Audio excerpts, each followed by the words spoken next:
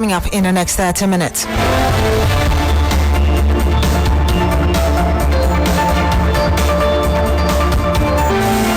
Asantehene Otumfuo Osei Tutu II embarks on a historic visit to the Inspector General of Police amid teeming crowd at police headquarters. We'll bring you live updates from the meeting.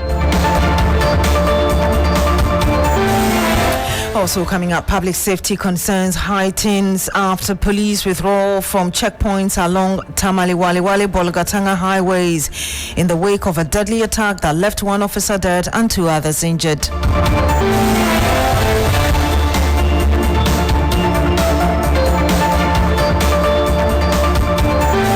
And much later on the program, we'll hear from the Ghana Meteorological Agency on why this year's Harmattan has been milder than expected.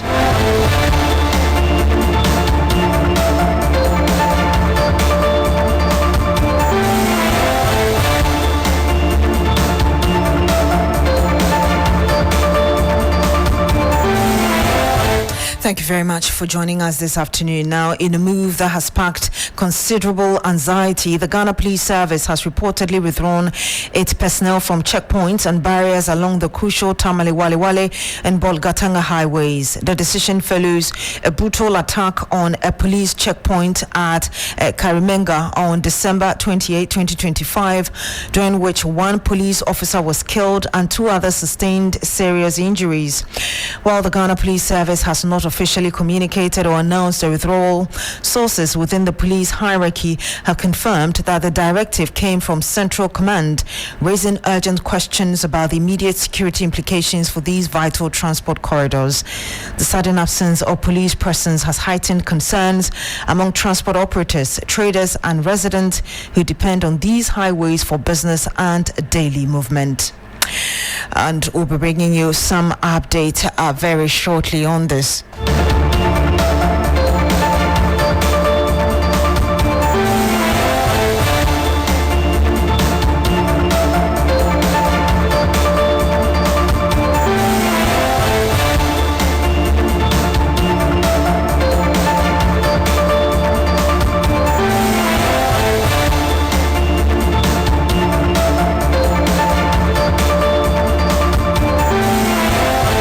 Let's stay on security, and this morning the Asantehene Otumfuo Osei Tutu II is expected to visit the Inspector General of Police, Christian Tete Yohunu.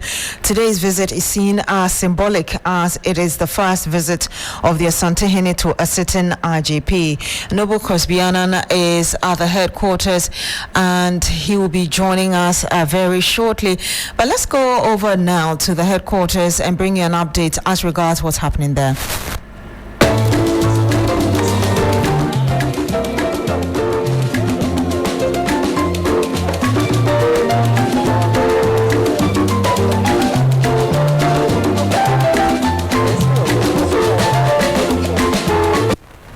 And we'll have to bring you more of that later.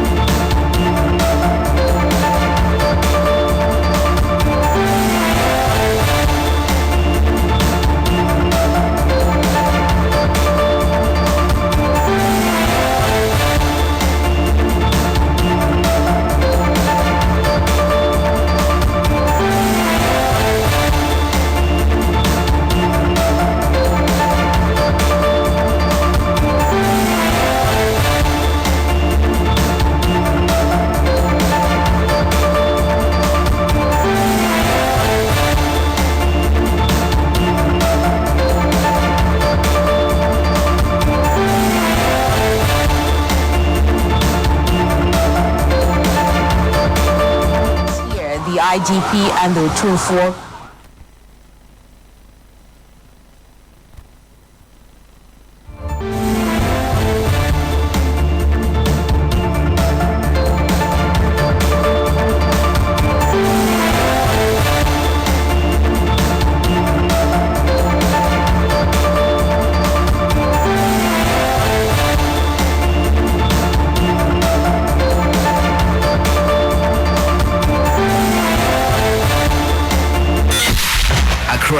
Ghana, Africa, and worldwide. Join us on Inspirational Gospel Mix this and every Sunday, 8 p.m. to 10 p.m.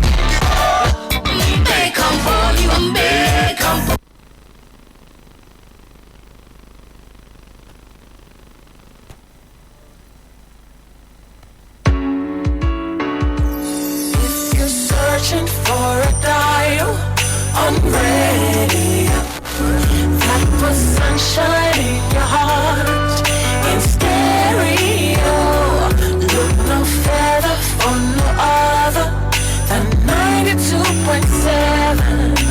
Feel the heat in stereo.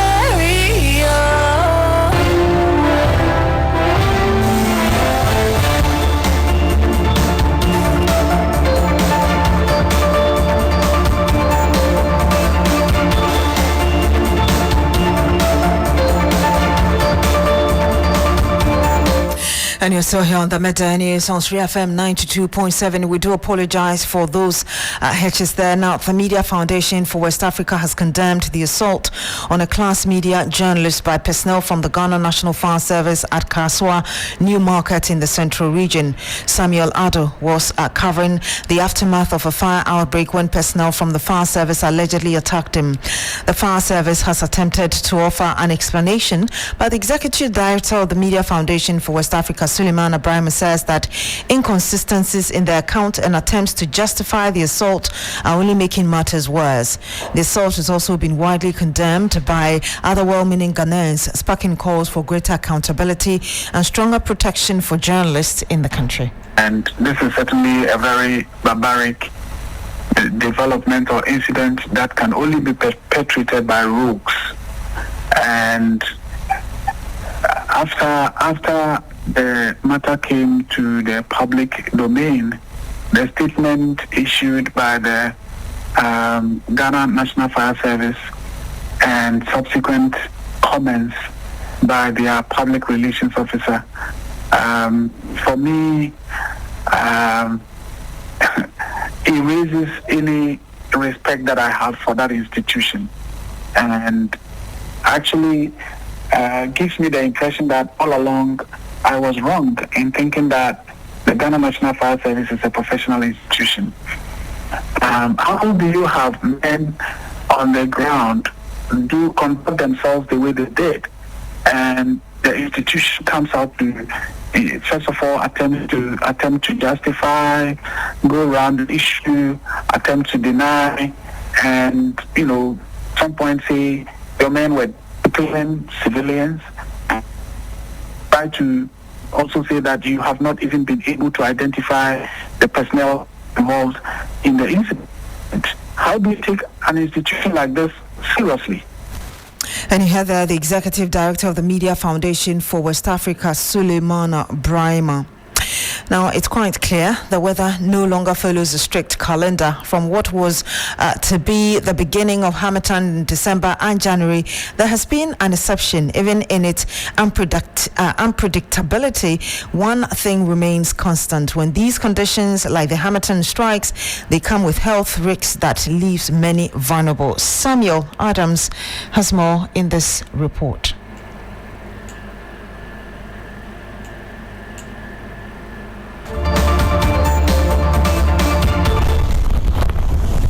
For weeks now, many have been waiting for the familiar chill and dusty wind that signaled the arrival of the Harmattan.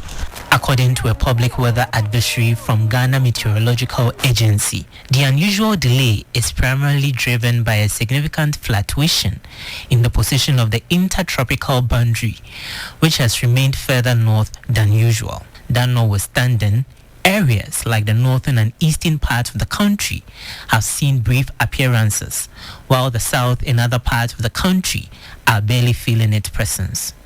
GMET further says, looking ahead of 2026, a transition into a generally weak Harmattan season is anticipated, warning that the public should remain alert for occasional episodes of severe conditions. While the weather pattern remains uncertain, health experts say the risks associated with the Harmattan do not disappear with the delay.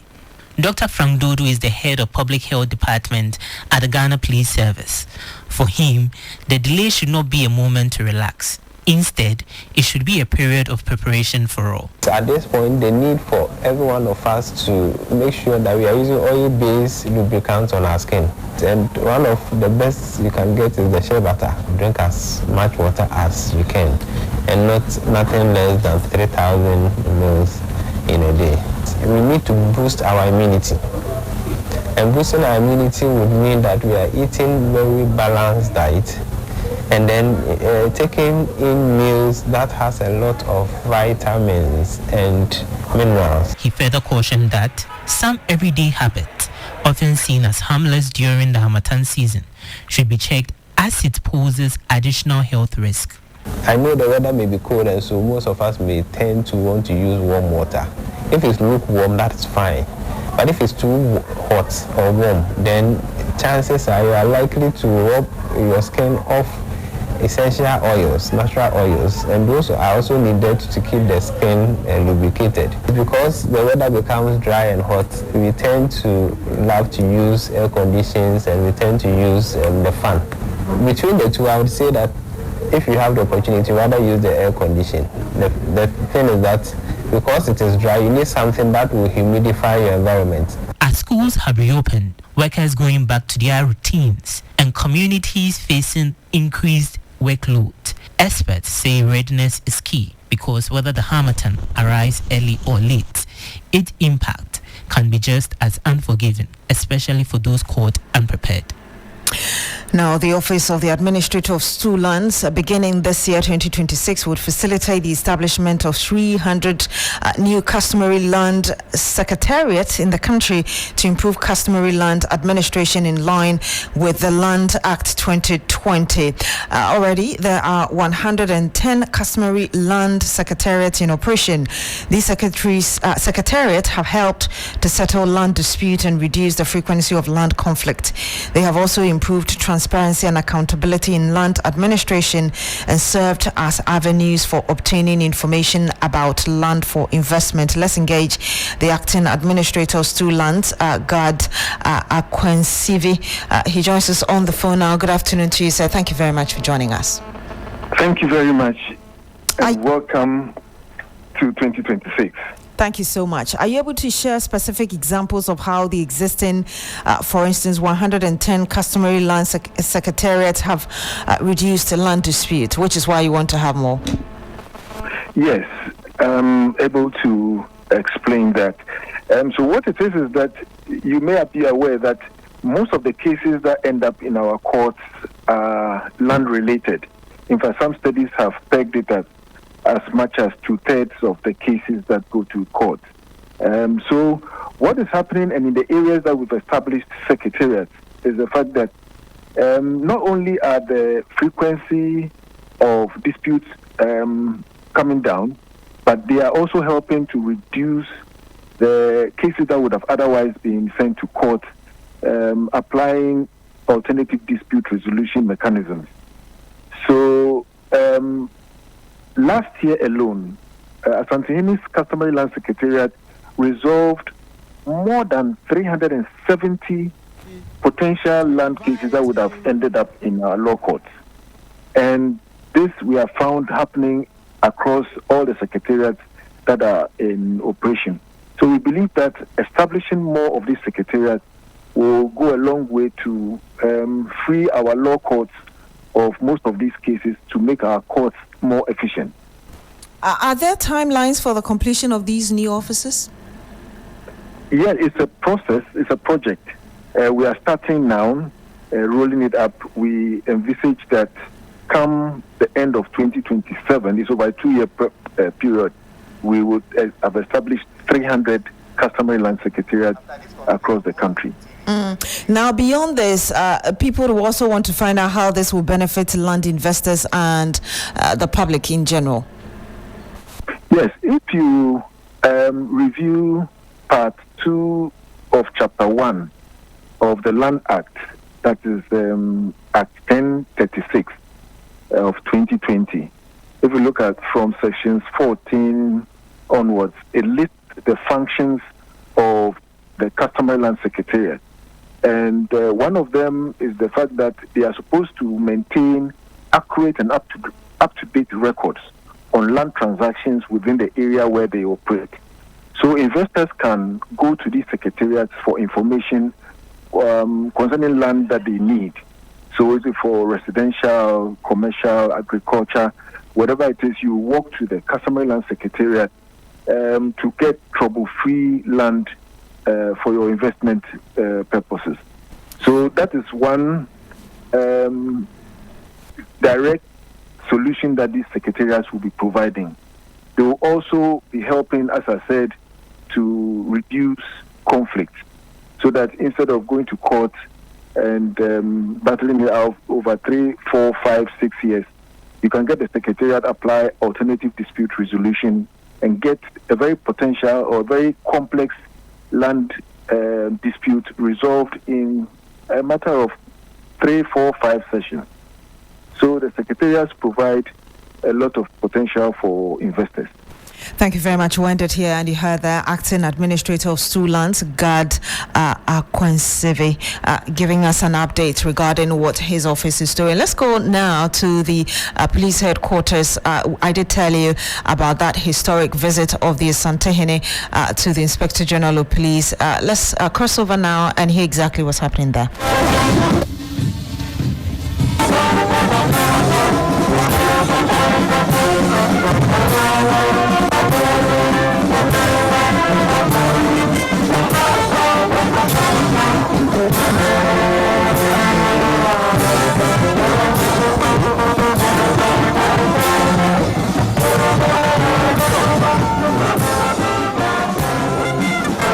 And if you're following us on Facebook, we are bringing you images from the police headquarters. The Asantehene Otumfuo Osei Tutu II has already arrived at the headquarters. He's being escorted by his supporters as well as police, I believe the linguist, and senior police officers as he marches through the crowd.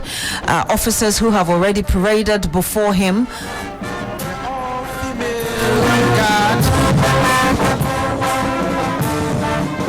Mounted to pay the appropriate courtesy for his historic visit to the National Police Headquarters.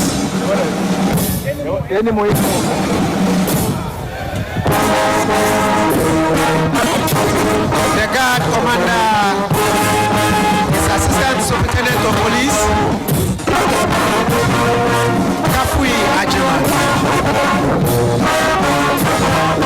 she's heavily supported by Assistant Superintendent of Police Joyce Ofori,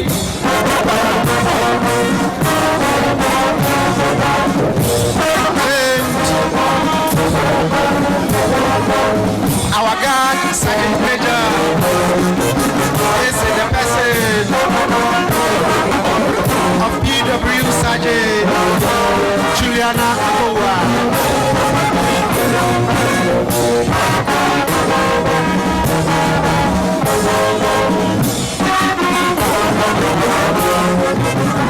And also to support the guard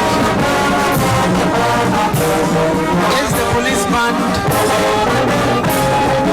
conducted by Deputy Superintendent of Police Felix Osei Mabua.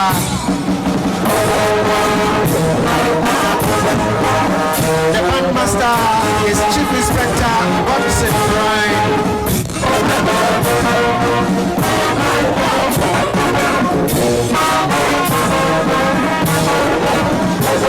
And the drum major is Chief Inspector Daniel Ada.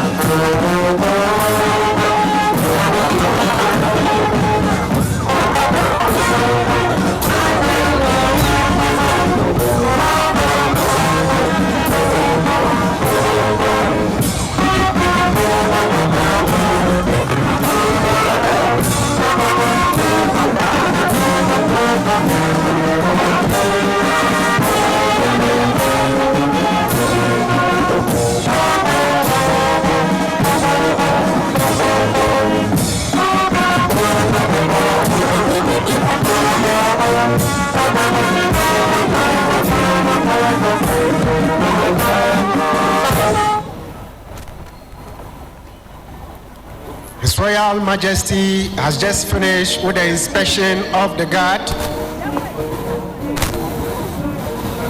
and now walking towards the dais.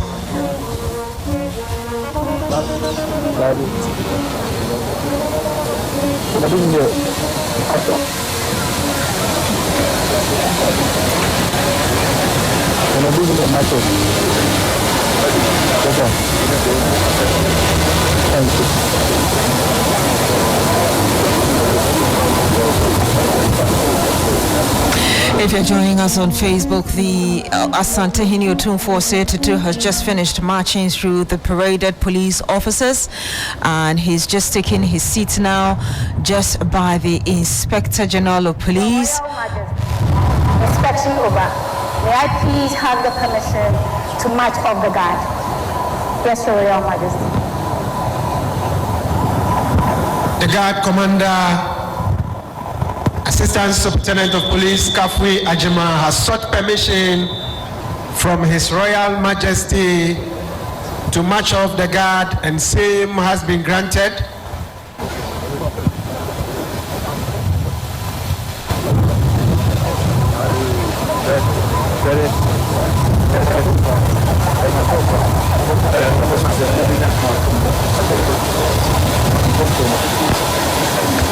And you're still here on the Midday News on 3FM 92.7. We'll be going back shortly to the police headquarters where the Asantehene has paid that historic visit to the Inspector General of Police, Christian Tete Yono. He's now seated as the paraded officers march off. But let's go now to our Northern Region correspondent, Christopher Mwako, also about that security-related issue about the officers withdrawing men from these strategic highways. Christopher joins us on the line now.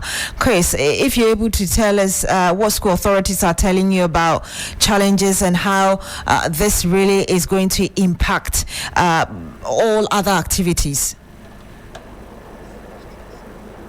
All right, so it's rather Castro Senyala. Castro, what more can you tell us?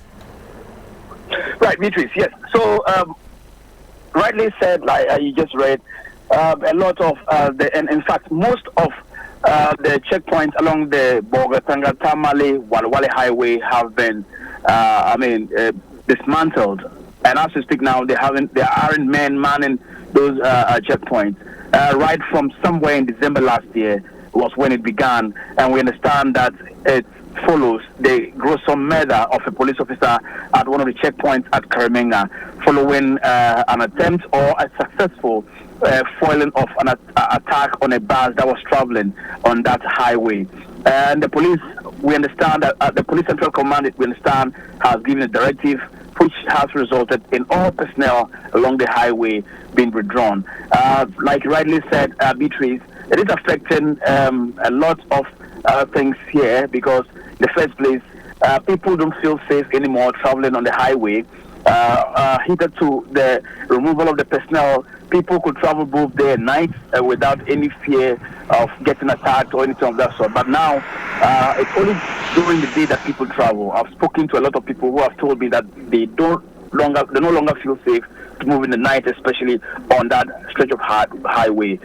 We've made our efforts to speak to the police authority, the Upper East region, but they have said that they wouldn't want to comment on the issue, and at the right time they'll speak to us. But this morning, I was on the highway and I spoke to a couple of travelers who expressed their concerns. Let's take a listen to what they had to say. I'm sorry we don't have that now, but if you can tell us perhaps refresh our memory on that incident at the police checkpoint and how that incident influenced this very decision that people are worried about now. I can hardly hear you, Beatrice. I'm saying that we don't have the sound you introduced, but I'm saying that this decision, we believe, was influenced by that attack on 28th of December. If you can tell us to what extent this really influenced what we are seeing now. Right, yes. So this decision or directive from the Police Central Command in Accra is influenced by the attack, like I explained earlier. And, the police wouldn't want to talk further beyond that. But we understand that the police have been meeting since that incident, both at the national and regional level, and making plans. We also understood that the IGP was in fact supposed to visit the Upper East region, where he was expected to meet personnel in the region and the Upper East and Northeast regions to boost their morale following the gruesome attack on the police checkpoint. But that has not been confirmed as to whether he would come or not. But in all, everything has been affected as far as traveling on that highway is concerned, and residents are calling on government and the police and security authorities to do something about it. Thank you very much, Kashto Sanyala. He's our Upper East Regional Correspondent. Let's speak to the Executive Director of the West African Center for Counter-Extremism, Muntari Mumuni Mukhtar. Good afternoon to you, sir. Thank you so much for joining us. Hello, good afternoon, and good afternoon to your listeners. From a security perspective, how do you assess the police's decision to withdraw officers from checkpoints along the Tamale Walewale-Bolgatanga highways? These are very critical highways for people who use that route. Yes, it's unfortunate that the police administration has decided to withdraw officers who had been stationed on that route. But of course, it's in response to the increasing challenge or threats of, threats on the lives of police officers along that route. It definitely intended to ensure that they put in adequate measures to ensure the security or guarantee the safety of officers who are in charge of those checkpoints.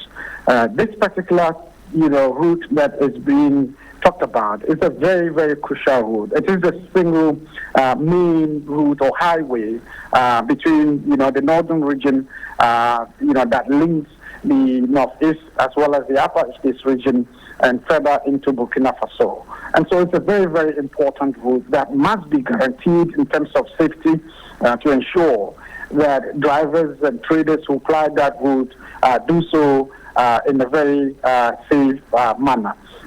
But this is not a new security threat in the area. The spot that is being mentioned in terms of where the officer unfortunately was murdered is the Karimenga, spot. It's a very popular or infamous spot for all kinds of criminal activities, with criminals operating within the hood and taking advantage of the very messy space or surroundings. Mr. Mukhtar, I'm so sorry I have to cut in. The Inspector General of Police is currently speaking at that event. The Asantehene paying him a visit. We want to take a listen to what he's saying. Inspector General of Police, Deputy Interior Minister, Honorable Ebenezer Tel Abi, the Chief Director at the Ministry of Interior, Mrs. Doreen Annan, Director of Operations at the Presidency, COP Mr. Kofi Boachi retired, the Technical Advisor to the Minister of Interior, Mrs. Mamiya Adodankwa, members of the Police Management Board, Nananom, Nime, Name, senior officers and men, the media, distinguished guests, ladies and gentlemen, good morning. It is with profound honor, humility, and great national pride that we welcome His Majesty, the Asantehene and his entourage to the Ghana Police Headquarters today. Words alone cannot fully express the joy and privilege we feel in witnessing and hosting the great Asante Kingdom on this historic visit. This gesture is not only symbolic, it is unprecedented, a moment that will be engraved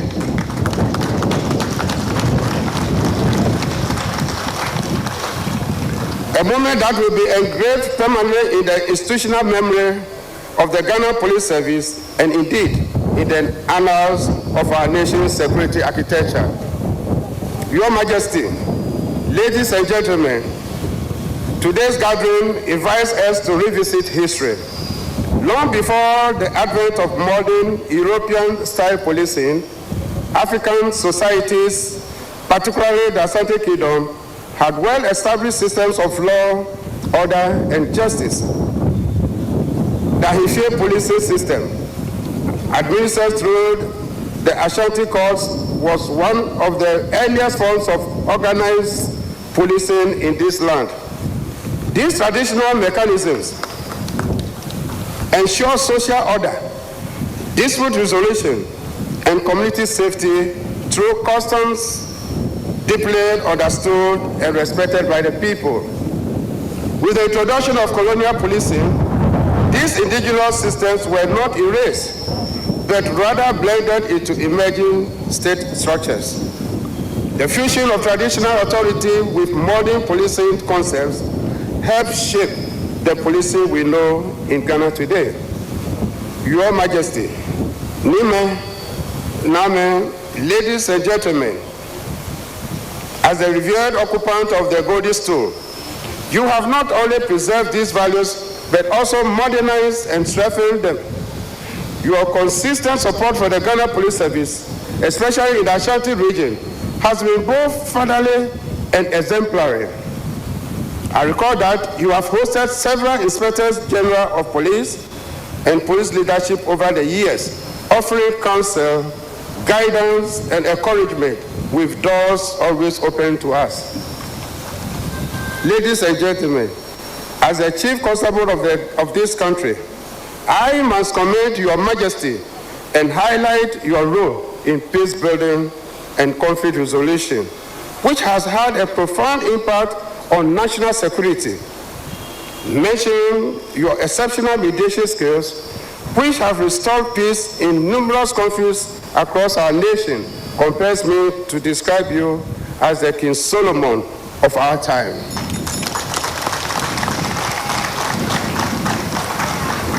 Your wisdom, patience, and moral authority have brought calm where tension once prevailed, and unity where division once threatened our peace. Specifically, you chair the Committee of Eminent Chiefs that successfully resolved the long-standing Dagbon chieftaincy crisis, restoring peace and stability to the area. Your mediation efforts in Yendi, and more recently in the protracted Boku conflict, to mention a few, have yielded practical recommendations that continue to guide security operations. Today, the relative calm in Boku has significantly enhanced policing efforts and community confidence. It is worth noting that chiefs, as custodians of land, culture, and customs, remain indispensable partners in maintaining law and order. In this regard, Your Majesty, you have personally intervened in numerous land and chieftaincy disputes in the Ashanti region, restoring sanity, reducing violence, and making policing more effective. These actions reaffirm the constitutional recognition of chieftaincy under the 1992 Constitution, which recognizes traditional authority as an integral part of Ghana's governance system. In the context of illegal mining, your directive urging chiefs to take firm action against it in their jurisdictions demonstrate the continued relevance of traditional leadership in addressing modern security challenges, and this is emulating. Your Royal Majesty, beyond peace and security, your contribution to national development is monumental. Through your humanitarian support to the helpless through the Otumfuo Education Fund, thousands of vulnerable but brilliant students across Ghana have received opportunities to pursue education. As Chancellor of Kwame Nkrumah University of Science and Technology, Your Majesty continues to bridge tradition and academia, ensuring that cultural heritage coexists with innovation and research. In the area of culture, diaspora relations, and global influences, you are a global symbol of African culture. Through cultural preservation, initiatives such as the Menchia Palace Museum and your engagement with the African diaspora, you have projected Ashanti and the Ghanaian culture far beyond our borders.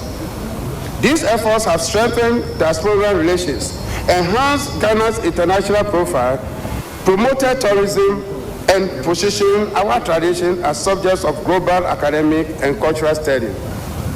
Your Majesty, your presence at the police headquarters today marks a turning point. This historic honor is one that the Ghana Police Service and our fellow citizens hold in the highest esteem and do not take it lightly.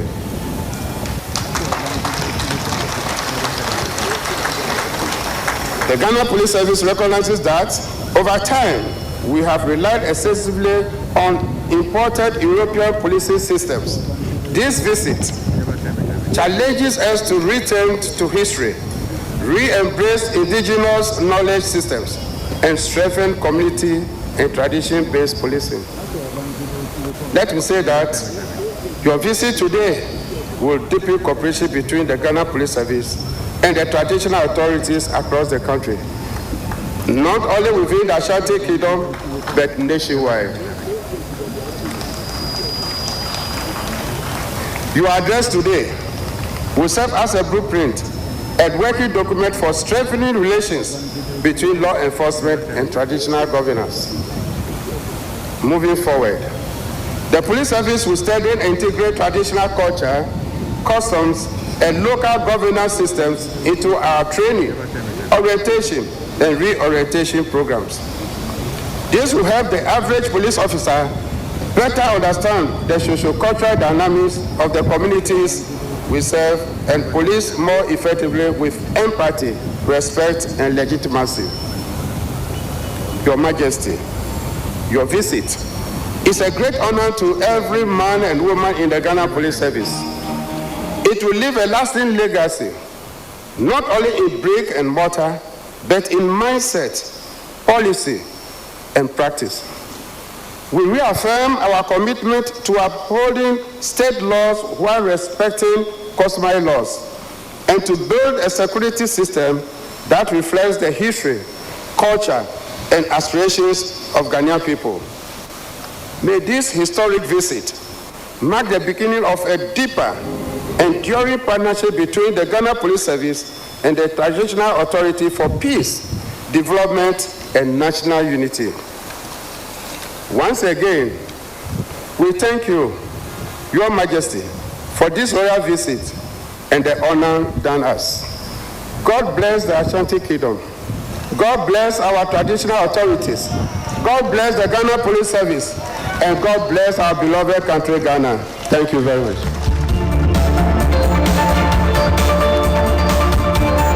And you had the Inspector General of Police questioned Yono in that speech, finally thanking the Asantehene Otumfuo Osei Tutu II for that visit.